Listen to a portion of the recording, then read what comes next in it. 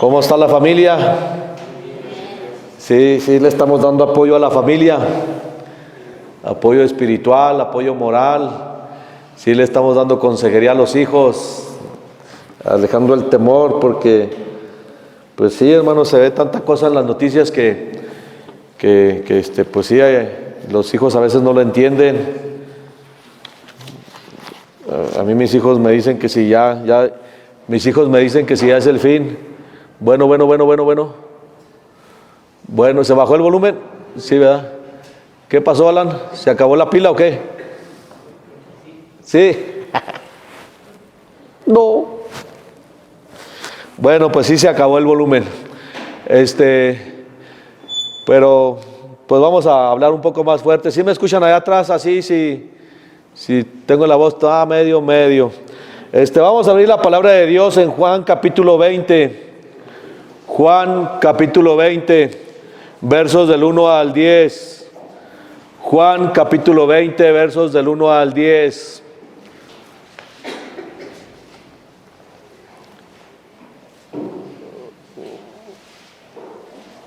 Puestos de pie, hermanos. Okay. Juan capítulo 20, versos del 1 al 10. Le preguntaba cómo está la familia, hermanos. Si se está reuniendo para orar con la familia, para orar con los hijos, porque lo único que nos puede sacar adelante de esta crisis es nuestra relación con Dios. Si tenemos relación con Dios, hermanos, tenemos su paz. Pero si no hay relación con Dios, vamos a estar en temor.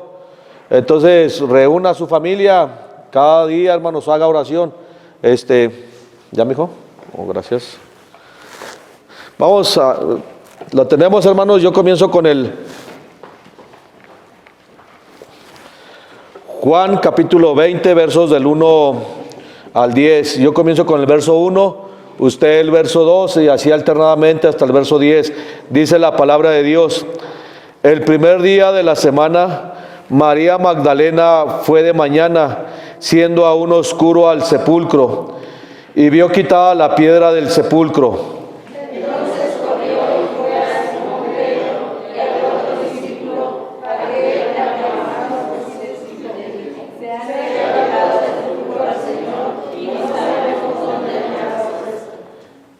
Y saliendo Pedro y el otro discípulo fueron al sepulcro. Corrían los dos juntos, pero el otro discípulo corrió más aprisa que Pedro y llegó primero al sepulcro. Todos, y bajándose a mirar, vio los lienzos puestos allí, pero no entró. Luego Simón Pedro tras él, y entró en el sepulcro y vio los lienzos puestos allí, y el sudario que había estado sobre la cabeza de Jesús, no puesto con los lienzos, sino enrollado en un lugar aparte. Entonces entró también el otro discípulo que había venido primero al sepulcro, y vio y creyó, porque aún no había entendido la escritura, que era necesario que él resucitase de los muertos. Y volvieron los discípulos a los suyos. Verso 9. Pero aún no habían entendido la escritura, que era necesario que él resucitase de los muertos. Vamos a orar.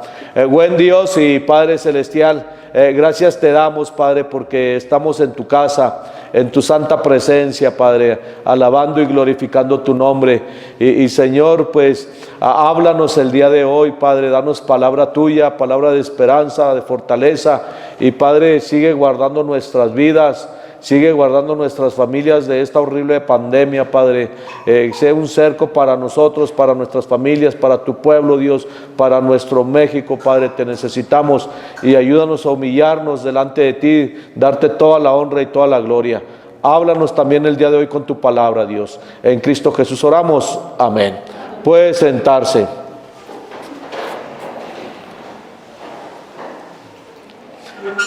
Se cuenta que en una ciudad alemana llamada Hannover vivía una condesa, y esta condesa tenía un hermoso castillo, y en el hermoso castillo había un hermoso paisaje, un maravilloso huerto y también había un lago de aguas cristalinas y un precioso jardín.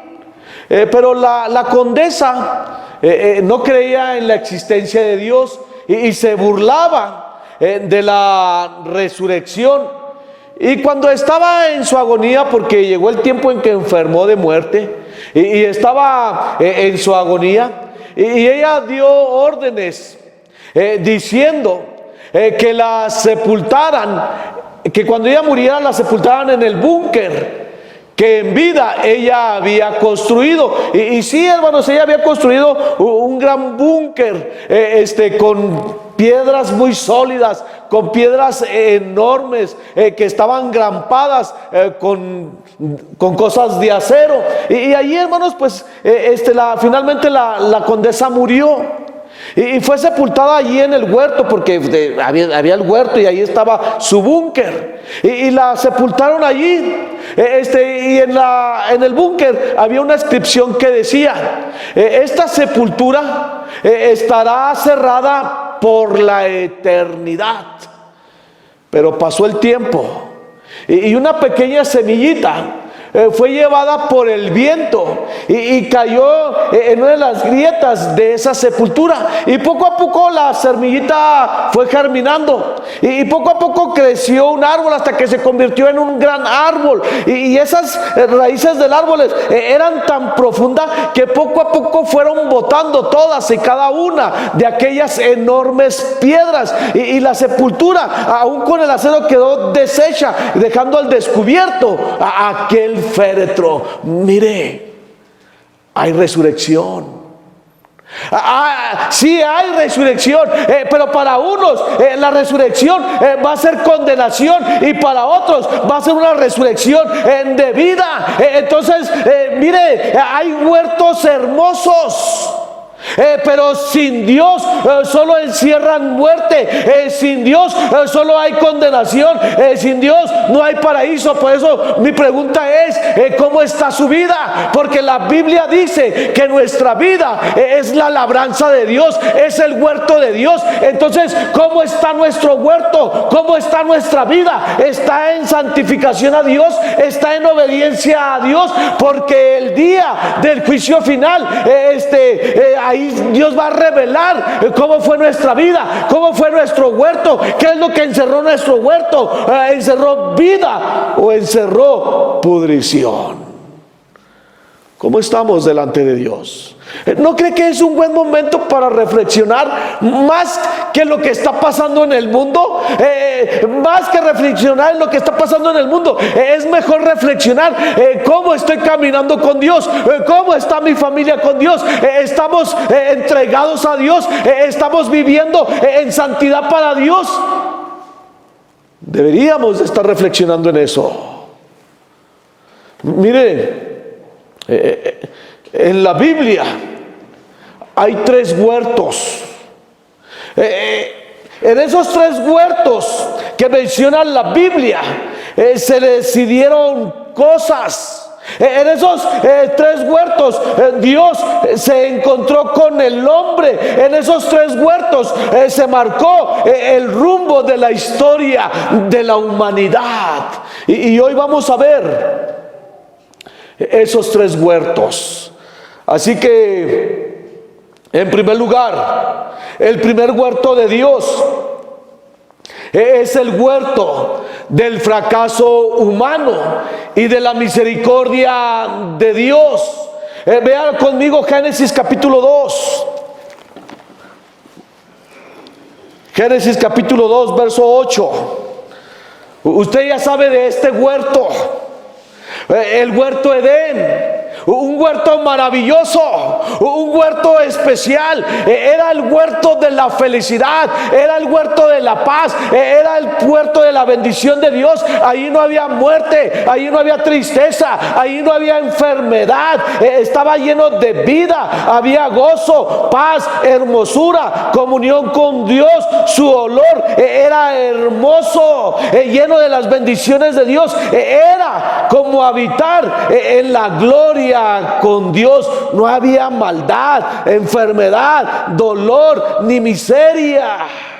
Mire el verso 2, el capítulo 2, verso 8 dice: y Jehová Dios plantó un huerto en el Edén al oriente y puso allí al hombre que había formado. Entonces se da cuenta, Dios plantó un huerto, el huerto Edén, un huerto precioso, un huerto maravilloso, un huerto donde había abundancia, donde había hermosura, donde había paz, donde había amor, donde reinaba la felicidad. Mire, Adán y Eva en ese huerto, en el huerto Edén, tenían todo para ser completamente felices. Lo único que tenían que hacer era mantenerse fieles a Dios. Su estancia en el huerto Edén dependía de su obediencia a Dios.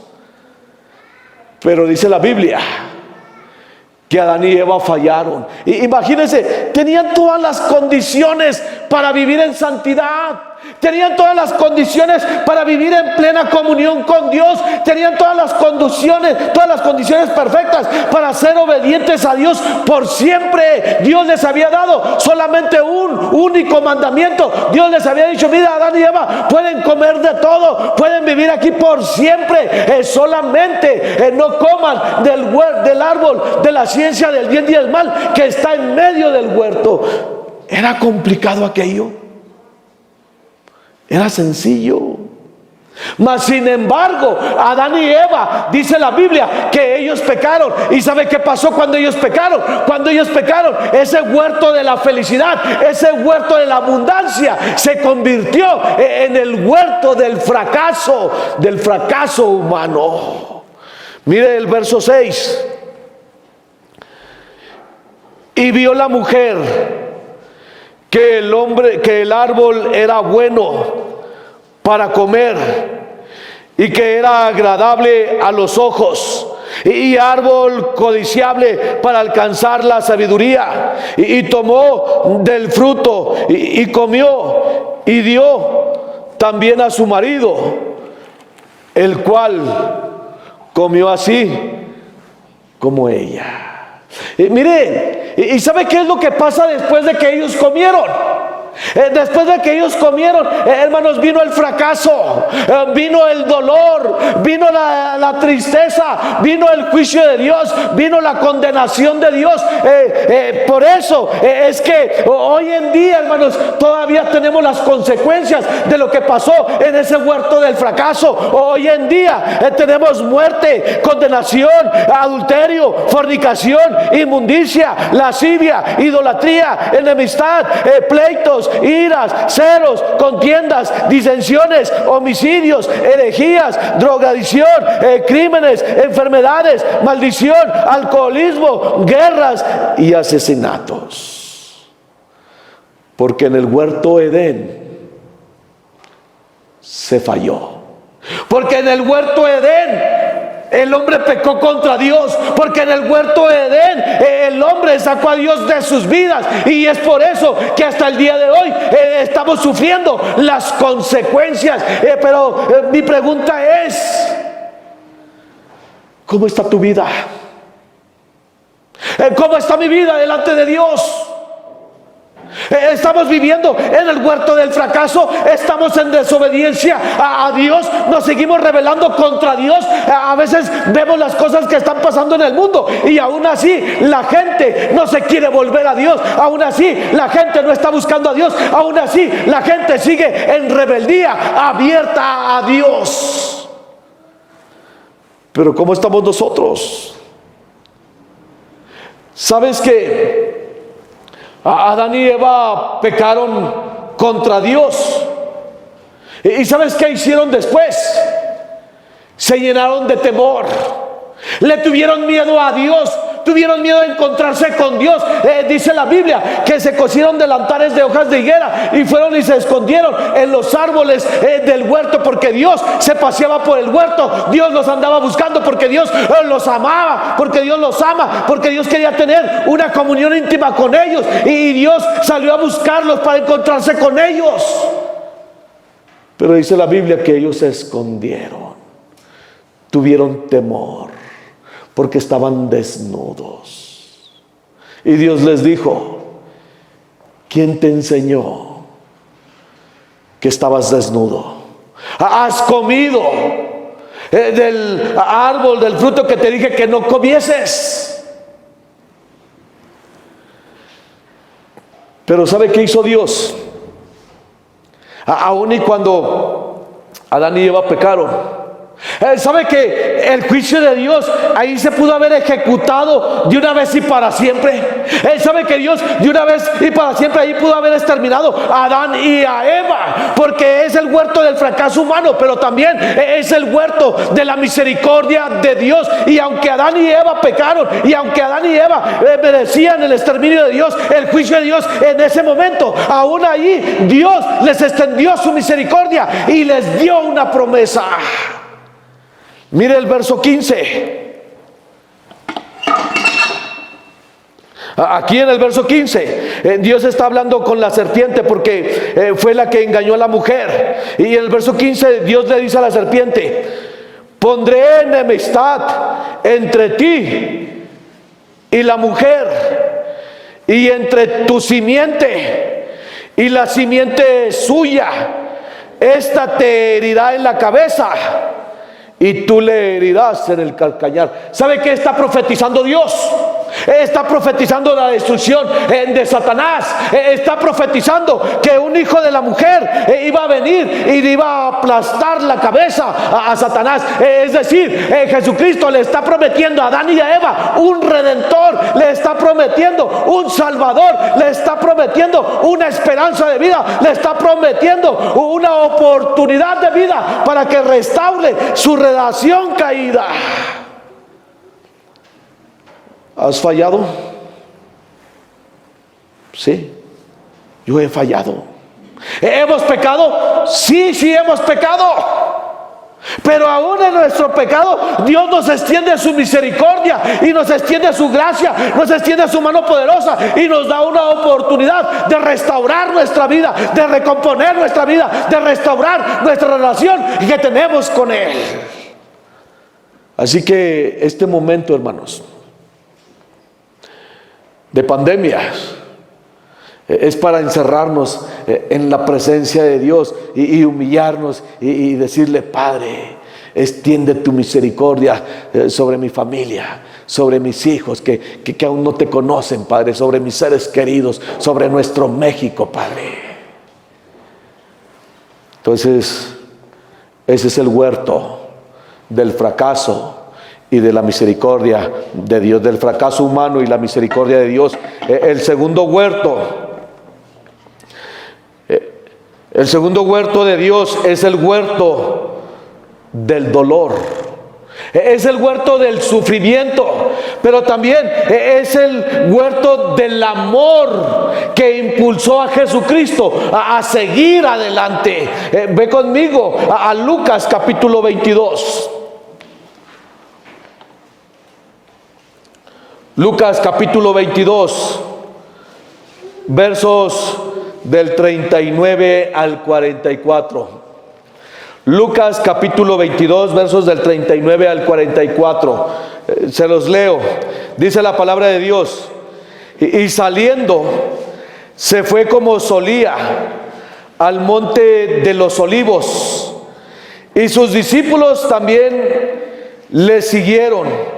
Cuando llegó a aquel lugar, les dijo: orad que no entréis en tentación. Y él se apartó de ellos a distancia como de un tiro de piedra, y puesto de rodillas oró diciendo: Padre, si quieres, pasa de mí esta copa, pero no se haga mi voluntad sino la tuya. Y se le apareció un ángel del cielo para fortalecerlo. y estando en agonía, oraba más intensamente, y era su sudor como grandes gotas de sangre que caían hasta la tierra. Mira, aquí es el huerto Getsemaní. Es el huerto del dolor, es el huerto del sufrimiento, es el huerto donde nuestro Señor Jesucristo está sudando grandes gotas de sangre. Y este versículo bíblico narra uno de los momentos más decisivos en la vida de Jesucristo. Cristo estaba enfrentando una gran batalla. Jesucristo estaba enfrentando la batalla de nuestra redención, y por eso es que Jesucristo estaba allí de rodillas orando al Padre y diciendo: Padre, si es posible, pase de mí esta copa. Padre, si es posible, pase de mí esta copa. Padre, si es posible, pase de mí esta copa. ¿Sabes por qué oraba así? Porque el Padre, su Padre, le estaba dando una copa para que él la bebiera.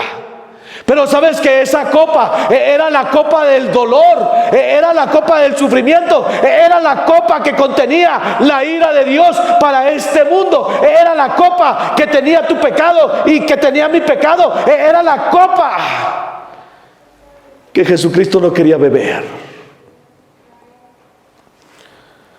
Y por eso Él decía: Padre, si es posible, pase de mí esta copa. ¿Sabes que Jesucristo se pudo haber levantado de ese huerto de Getsemaní? ¿Sabes que Jesucristo no tenía por qué sufrir tanta agonía? ¿Sabes que Jesucristo bien pudo haber dicho: no aguanto más, me levanto, me voy, que la humanidad se la arregle como pueda, yo no voy a morir por ellos, no voy a beber en la copa de pecado, no voy a beber la copa de la ira de Dios? Él pudo haberse levantado de ese huerto del sufrimiento. Además, sus discípulos que lo acompañaban en esa hora, en esa noche, estaban durmiendo. El Señor les había dicho: quédense aquí, entre tanto que voy y oro, ayúdenme a orar. Pero dice la Biblia que ellos no lo acompañaron en su dolor, no lo acompañaron en su agonía. Dice la Biblia que ellos se quedaron dormidos, y Jesucristo vino una vez, los halló dormidos, vino la segunda vez, los halló dormidos. Él pudo haber regresado al Padre y decirle: mira, Padre, los que me has dado están dormidos. Mira, Padre, no vale la pena que yo beba la copa de tu ira. Mira, Padre, no vale la pena que muera por ellos. Era el huerto del sufrimiento, pero también el huerto del amor. Y Jesucristo decidió seguir adelante aquella noche con el plan de redención, porque te ama, porque me ama. Y él aquella noche sudó grandes gotas de sangre. Hoy en día existen estudios médicos que afirman que una persona bajo mucho estrés puede llegar a sudar sangre. Se le llama hematroidosis. Y la hematroidosis es cuando una persona es sometida a tanto estrés que su cuerpo, su alma y su espíritu no lo pueden soportar. Y es tanto el estrés de la hematroidosis que el corazón se empieza a ahogar y empieza a palpitar más fuerte de lo normal, y empieza a bombear más sangre de lo normal, sangre y sangre y sangre y sangre, hasta que se revientan los vasos sanguíneos y la sangre empieza a salir por la piel. Entonces, te puedes imaginar tanto estrés, tanta presión. Fue el peor momento en la vida de Cristo. Todo se decidía allí en Getsemaní. Si Jesucristo no bebe la copa, no hay muerte para él. Si Jesucristo no bebe la copa, no hay perdón de pecados para nosotros, no hay esperanza de vida eterna para nosotros, no hay salvación eterna para nosotros. Por eso cuando el Padre le dice: aquí está la copa, hijo, ¿qué tienes que beber? Jesucristo le dijo: Padre, no hay otra forma de salvar a la humanidad, no hay otra forma, no puede evitar la cruz. Y el Padre le dijo: no, hijo, te tengo que castigar, tienes que experimentar mi ira, tengo que derramar mi ira sobre ti, tienes que beber la copa del pecado, porque si no te castigo a ti, entonces castigaré a toda la humanidad. Y Jesucristo dijo: Padre, voy a beber la copa, Padre, dame la copa, Padre, voy a sufrir tu ira, Padre, no se haga mi voluntad sino la tuya. Dios nos ama. ¿Cuánto le amamos nosotros? Porque gracias a ese amor de Jesucristo y del Padre que entregó al Hijo, podemos tener paz en medio de este mundo en crisis. En medio de este mundo en caos, podemos estar tranquilos, podemos tener paz y podemos decir: Jesucristo murió por mí, estoy en paz con Dios. Llevamos dos huertos: el huerto del fracaso humano y de la misericordia de Dios, y el segundo huerto, el huerto del dolor, que también es el huerto del amor, que impulsó a que Jesucristo siguiera adelante. Y el tercer huerto que menciona la Biblia es el huerto de la esperanza. Vamos a Juan capítulo 19. Vea este huerto de la esperanza. Pero sabe que este huerto de la esperanza no albergaba ninguna esperanza. No había ninguna señales de vida. Mire Juan capítulo 19, versos 41 y 42 dice: y en el lugar donde había sido crucificado, ¿qué? Había un huerto. ¿Dónde fue crucificado Cristo? En el Gólgota, ¿no? En el monte de la calavera. Entonces ese monte la gente lo miraba y era la forma de una calavera. Entonces, ¿qué esperanzas de vida había en ese monte? Con solo el nombre Gólgota, el monte de la calavera, era para matar todas las esperanzas, todos los sueños y todas las ilusiones de cualquier persona.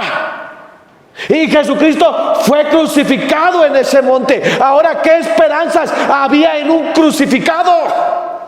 En alguien que murió en la cruz. ¿Qué esperanzas de vida eterna había en alguien que había muerto en la cruz? Ninguna esperanza, humanamente hablando. No había esperanzas en alguien que murió en la cruz. ¿Sabe cómo estaba el rostro de Jesucristo? Isaías dice que estaba completamente desfigurado, estaba irreconocible. Lo habían golpeado tanto, le habían dado tantos puñetazos que la gente miraba a Jesucristo y venía la cabeza y decía: ¿quién es? Está completamente desfigurado. Y su cuerpo era una llaga por tanto azote. Y su costado había sido traspasado por un soldado.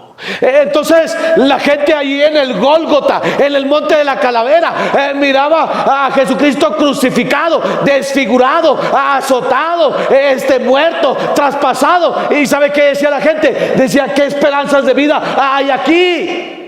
Lo único que se miraba ahí en ese cuadro, en ese monte, era desesperanza, era desilusión, era fracaso. Mire, era tanta la desilusión que se reflejaba en esa cruz, en ese monte, que la gente dijo: ¿para qué lo sepultamos? Aún sus discípulos no estaban ahí en la cruz. La gente que vio sus milagros, que recibió sus milagros, que recibió sus enseñanzas, la gente lo miró y dijo: aquí se acabó todo. No hubo ni siquiera quien lo quisiera sepultar. Y muchos de los que eran crucificados, ahí los dejaban en la cruz para que las aves llegaran, las aves de rapilla llegaran y se los comieran. Entonces la gente miraba y decía: mira, ahí está el que decía que era el Hijo de Dios, que era el Mesías. Ahí está en la cruz. Y nadie lo quería sepultar. Pero José de Arimatea fue y pidió el cuerpo del Señor Jesús. ¿Y dónde lo sepultó? Allí en el huerto había una tumba nueva. Y allí lo sepultó. Y sabes que el primer día no pasó nada. Llegó el segundo día y no sucedió nada.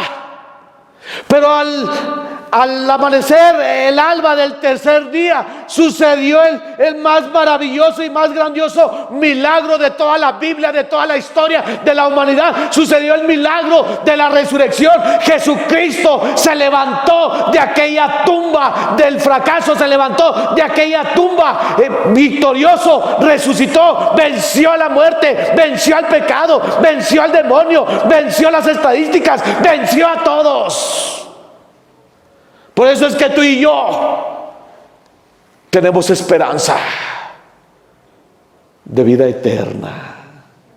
Por eso es que tú y yo podemos ir por la vida sin temerle a nada ni a nadie, porque nuestra vida eterna está garantizada en la muerte y resurrección de nuestro Señor Jesucristo.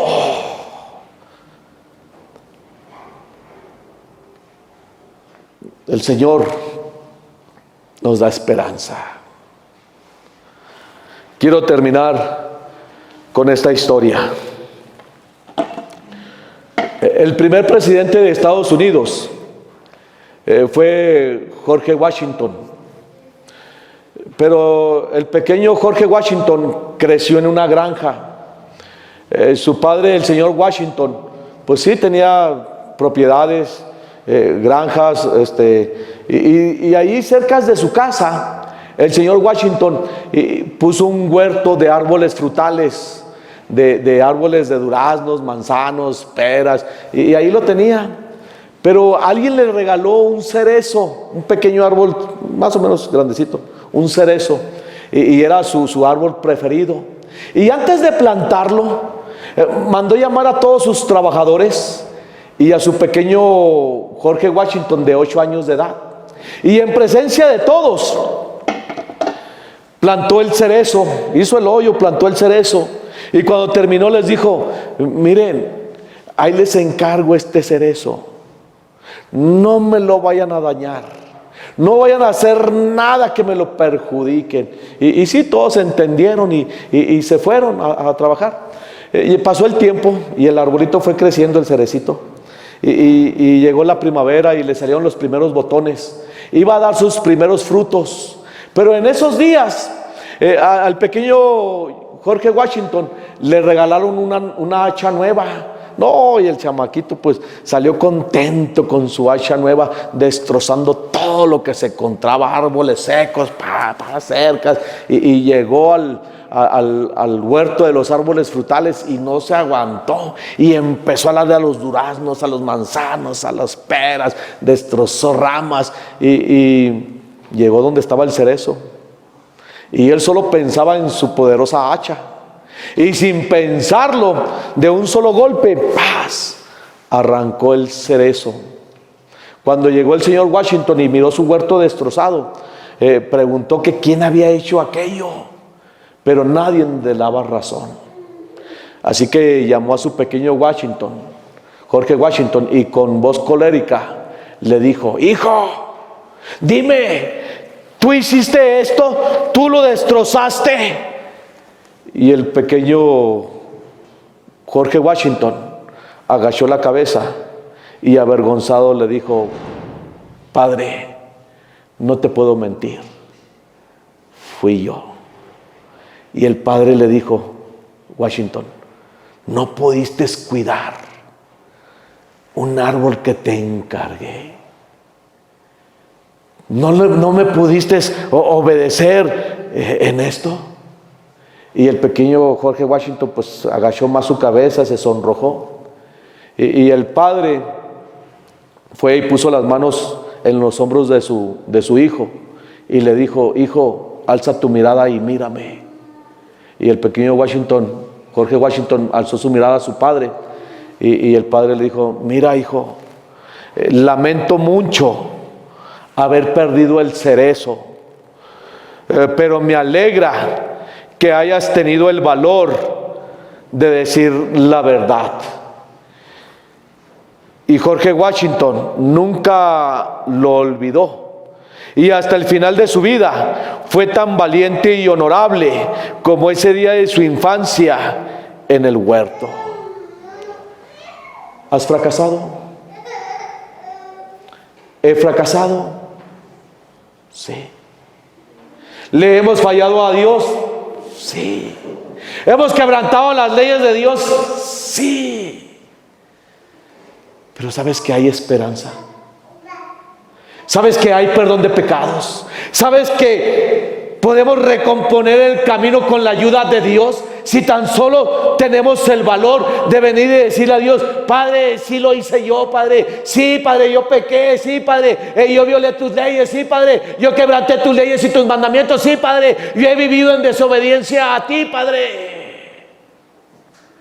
¿En cuál huerto quieres vivir? ¿En cuál huerto? ¿En cuál huerto queremos vivir? ¿En el huerto del fracaso? ¿En el huerto de la rebeldía? ¿En el huerto donde desobedecemos a Dios como Adán y Eva? Pero ese mismo huerto es el huerto del fracaso, es el huerto de la miseria, es el huerto de la derrota. ¿O queremos vivir en el huerto de Getsemaní, que es el huerto del dolor, y adorar a un Cristo crucificado, a un Cristo muerto? ¿O podemos pasar al huerto de la esperanza, al huerto de la victoria, al huerto de la resurrección, al huerto del perdón de pecados? ¿Dónde quieres vivir?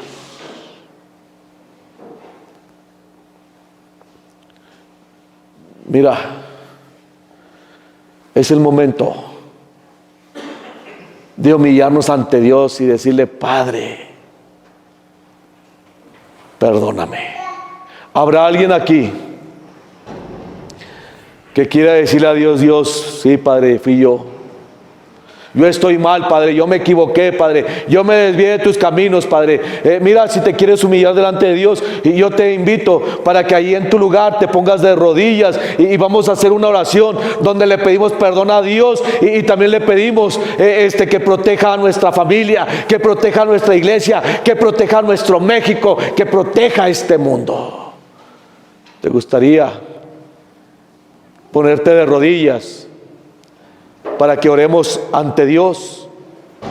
Vamos a orar.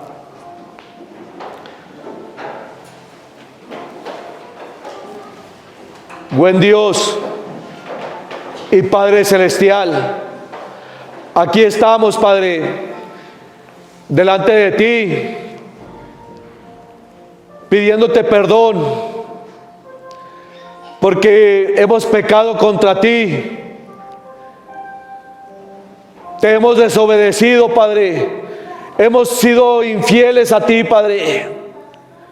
Perdónanos, Padre. Lávanos con la sangre de tu Hijo Jesucristo, que derramó por nosotros en la cruz del Calvario. Y Padre, ayúdanos a vivir en resurrección de vida. Ayúdanos a vivir en victoria, Padre. Ayúdanos a no tener temor por la situación que se está viviendo aquí en nuestro México, Padre, que se está viviendo aquí en nuestro pueblo, Padre. Y Señor, también queremos pedirte, Padre Celestial, que seas nuestro cerco, que seas nuestra protección, Padre, para que ningún mal, ninguna crisis, ninguna pandemia nos toque. Y Padre Celestial, que podamos vivir confiados, tranquilos en tus cuidados, en tus poderosas manos, Padre. Y Señor, ayúdanos a caminar contigo, porque tus mandamientos son vida, Padre. Y Señor, gracias, Padre, por lo que haces en nuestras vidas. Toda la honra y toda la gloria son solamente para ti, Padre. En Cristo Jesús oramos. Amén. Que Dios los bendiga, hermanos.